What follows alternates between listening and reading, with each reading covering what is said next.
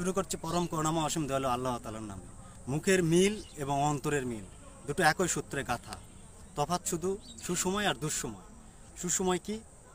যখন আপনার সুদিন যাবে, ভালো দিন যাবে, তখন দেখবেন মুখের মিল, হাজারো ব্যক্তি আসবে, মুখের মিলে আপনার সাথে চলাফেরা করবে। আর দুঃসময় কি? যখন দুঃসময় আপনি বিপদে থাকবেন, হাতে গোনা কয়েকজন আসবে, সেটাই ধরে নিতে হবে, তখন সেটা অন্তরের মিল। শোনেন, নদীর স্রোতের সাথে তাল মিলিয়ে সবাই চলতে পারে। নদীর স্রোতের বিপরীতে চলা বড় চ্যালেঞ্জের মুখে, বড় বাধার মুখে।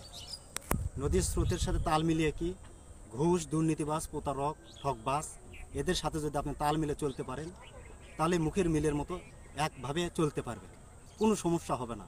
কিন্তু এদের যখন এসব কাজে বাধা দিবেন, ভালো কাজ করার তাগিদ দিবেন, তখনই এটা চ্যালেঞ্জের মুখে আসবে, মানে নদীর স্রোতের বিপরীতে যখন চলে যাবে। সুতরাং যেটা বলতে চাচ্ছি সেটা হচ্ছে সুসময় আর দুঃসময়। মুখের মিল আর অন্তরের মিল একই সময়। সুসময় আর দুঃসময় এটা খালি তফাৎ আলাদা করতে পারবে। আমরা ভাব সমর্ষণ করেছি, সুসময়ে বন্ধু বটে অনেকেই হয়, অসময়ে হায় হায় কেউ কারো নয়। অবশ্যই আপনারা এটা জানেন, ব্যাখ্যাও জানেন, সারমর্মও জানেন।